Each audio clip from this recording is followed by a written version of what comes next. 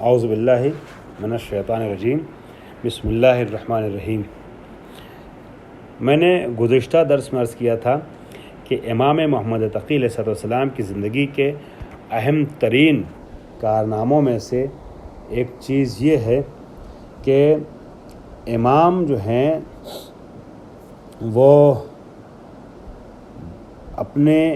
علمی کارناموں کی وجہ سے 25 سال کی عمر میں ایک بادشاہ میدان علم کے طور پر ظاہر ہوئے اور بڑے بڑے مناظرے ہوئے، بڑے بڑے واقعات سامنے آئے، اور ان مناظرات میں سب سے اہم مناظرہ جو ہے وہ یحییٰ ابن اقسم کے ساتھ پیش آتا ہے، لیکن مناظرے کا ایک پس منظر ہے، اور یہ مناظرہ امام کے 8-9 سال کی عمر سے شروع ہو جاتا ہے، آپ کے بچپنے سے شروع ہو جاتا ہے، ٹھیک ہے، کیونکہ آپ کو پتہ ہے کہ امام کے بچپنے میں ہی مامون نے اپنی بیٹی ام فضل سے آپ کی شادی کا ارادہ کر لیا تھا، اور کس مقصد کے تحت ارادہ کیا تھا وہ مقصد تو بعد میں ظاہر بھی ہو گیا اور عملی ہو گیا اور پریکٹیکل ہو گیا، لیکن مکار تھا یہ اظہار ہمدردی، جیسا کہ امام رضا علیہ السلام کے ساتھ اس کے پہلے کر چکا تھا یہ چال، کہ ولایت عہدی کی ایک چال چلی تھی، ایک سازش تھی،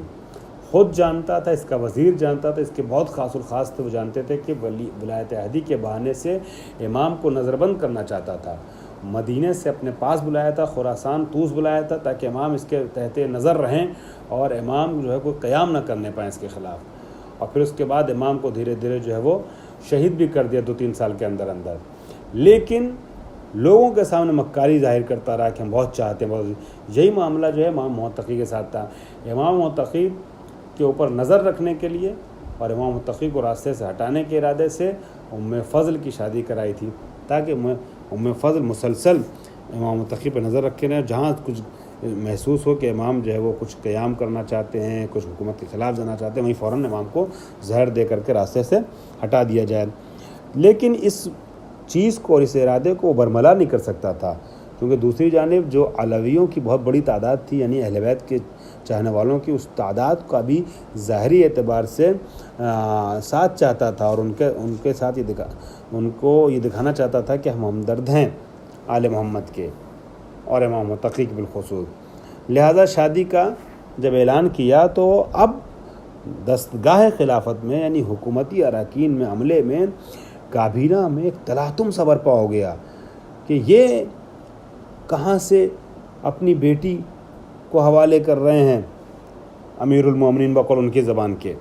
بقول ان کے زبان میں، کہ یہ کہاں سے امیر المومنین اپنی بیٹی ان کے حوالے کر رہے ہیں، اور پھر انہوں نے اعتراض کرنا شروع کیا کہ بڑی مشکلوں سے تو خلافت ہمارے خاندان میں آئی تھی، اور ہم نے بڑی مشکل سے تو ابھی علی رضا سے جو ہے وہ چھٹکارا پایا تھا، اور اب دوسری مصیبت تم اپنے سر پال رہے ہو۔ ان لوگوں کے جملے جو شیخ مفید نے لکھے ہیں وہ یہ ہیں: فقالوا لہو ننشدک اللہ یا امیر المومنین ان تقیم علی هذا الامر الذي قد عزمت علیہ، ہم آپ کو آگاہ کر رہے ہیں اے امیر مومنین، اے خلیفہ، کہ آپ اس کام کو انجام نہ دیجیے جس کا آپ نے ارادہ کیا ہوا ہے، من تزویج ابن الرضا، فرزند رضا امام محمد تقی سے جو آپ شادی کرانا چاہتے ہیں اپنی بیٹے کی، اس کو ترک کر دیجیے، چھوڑ دیجیے، اس ارادے کو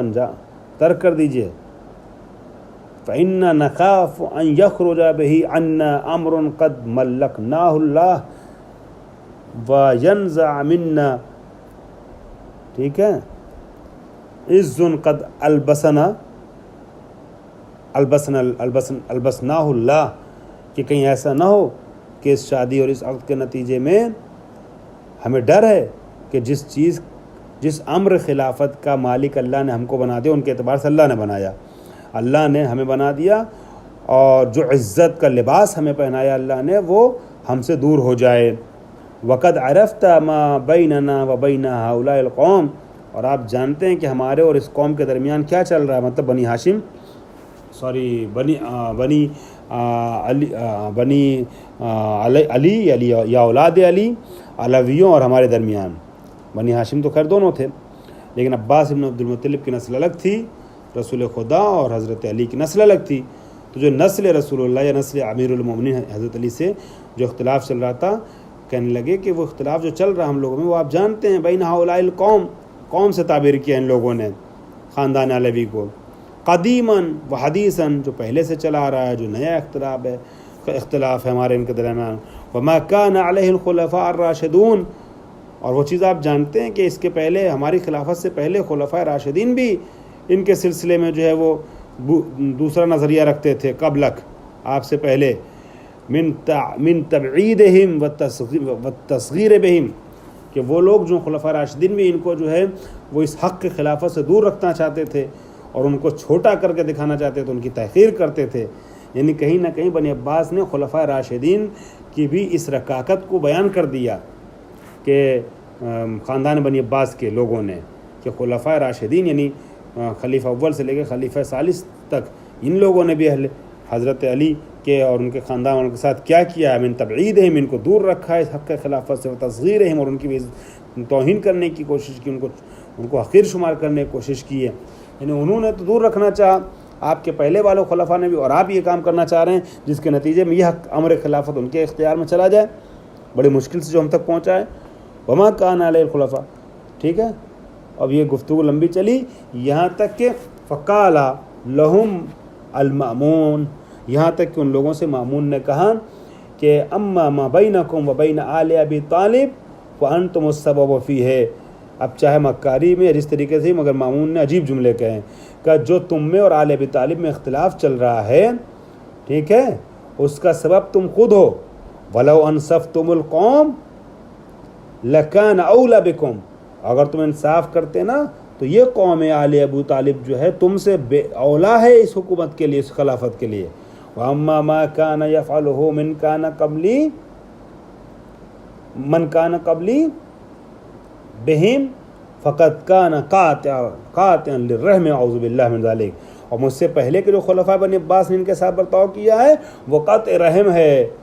جس سے اللہ کی پناہ مانگتا ہوں. یعنی بہت برا کام کیا ہے ان کے، یہ چونکہ خاندان کے ہیں نا بنی عباس، تو قطع رحم کیا ان کے ساتھ، برا برتاؤ کیا ان لوگوں نے. مامون نے لمبی چوڑی تقریر کی ہے ان کو اس وقت ساکت کرنے کے لیے. فقالو، ان لوگوں نے پھر پلٹ کر کیا کہا جب وہ اپنی دلیلیں دے چکا، ٹھیک ہے، کہ ان ھذا سبی، جب یہ دلیلیں دے چکا کہ نہیں یہ اہل علم ہیں اور ایسے ہیں اور ویسے ہیں اور تم لوگوں نے جو کیا ہے وہ صحیح نہیں کیا ہے اور یہ خاندان میں دشمنی اچھی بات نہیں ہوتی ہے، تمام چیزیں. تو اب ان لوگوں نے یہ کہا کہ اگر کرنا بھی تھا شادی اور تم نے اچھا سمجھ کے کیا ہے، محترم جان کے سمجھ کے کیا، محترم جان کے کیا، تو دیکھو ابھی کیسے، تھوڑا صبر تو کرو، اس کی آزمائش تو کر لو. تم نے بغیر آزمائش کے، بغیر سوچے سمجھے فیصلہ کر لیا. ان ھذا سبی وان راکک منہ ھداہ فانہ سبی لا معرفۃ لہ ولا فقہ، کہ یہ بچہ ہے اور تم جو کیا نام ہے اس سے متاثر ہو گئے ہو، لیکن حقیقت تو یہ ہے کہ ایک ایسا بچہ ہے کہ جس کے پاس کوئی معرفت نہیں ہے، کوئی فقہ نہیں ہے. فامہل ہو، اس کو مہلت دے دو، لتعدب ویتفقہ فی الدین ثم اصنع ما تراہ بعد ذلک، ثم اصنع، کہ اس کو مہلت دو، تھوڑا سا ادب سیکھ لے، ادب اسلامی اور فقاہت وغیرہ، پھر اس کے بعد فقاہت، پھر دین آ جائے، یعنی دین کا شعور آ جائے، پھر تم جو چاہو اس کے ساتھ کرو. مطلب جو ارادہ ہے تمہارا شادی کا، لیکن ابھی کیا، ابھی تو بچہ ہے، تم نے کچھ آزمائش نہیں کی، امتحان نہیں لیا اور جانچا پرکھا نہیں، اور ایک بچے کو صرف یہ سوچ کر کے کہ خانواد ہے، علم و عمل سے ہے، تم نے جو ہے وہ یہ فیصلہ کر لیا اپنی بیٹی کی شادی کرانے کا.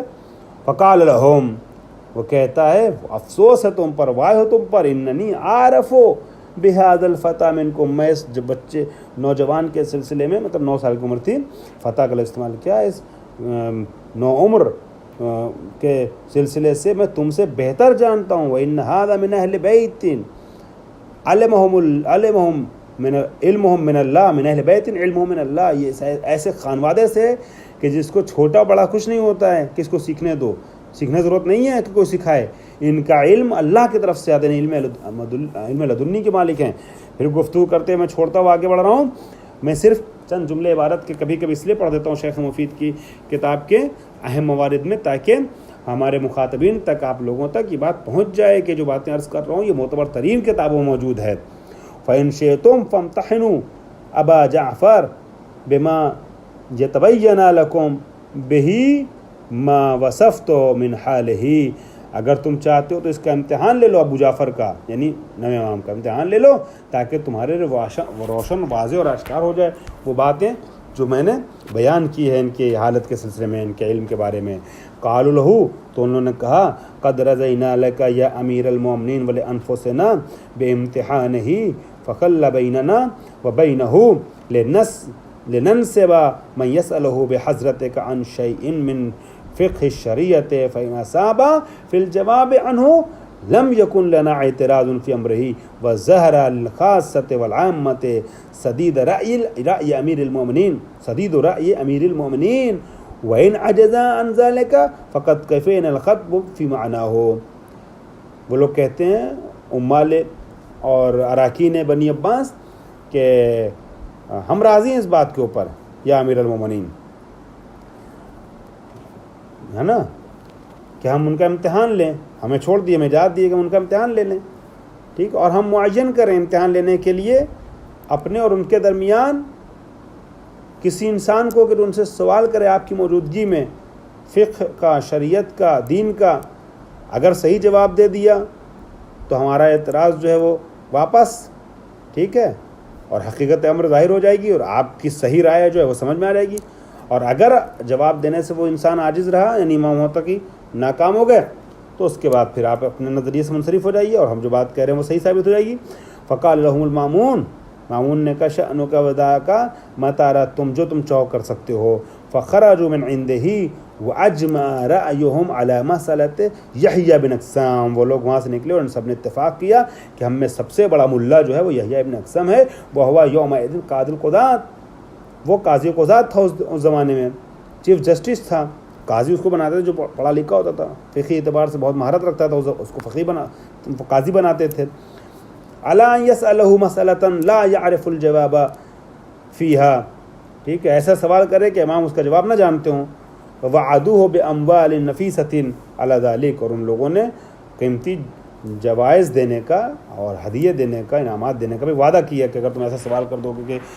ابو جعفر لاجواب ہو جائیں تو ہم قیمتی ہدیہ تمہیں دیں گے۔ وعادوا الی المامون فسألوہ، وہ لوگ پھر مامون کے پاس پلٹے اور سوال کیا کہ یختار لہم یوما للاجتماع فاجابہم الی ذلک، کہ کسی ایک دن کو معین کریں تاکہ یہ سوال جواب کی نشست شروع ہو، ٹھیک ہے۔ واجتمعوا اليوم الذي اتفقوا علیہ، اس دن وہ لوگ جمع ہو گئے کہ جس دن کے اوپر ان لوگوں کا اتفاق تھا۔ معہم یحییٰ بن اقسم، ٹھیک ہے، ان کے ساتھ یحییٰ ابن اقسم تھا۔ امر المأمون ان یفرش لابی جعفر الی آخرہ،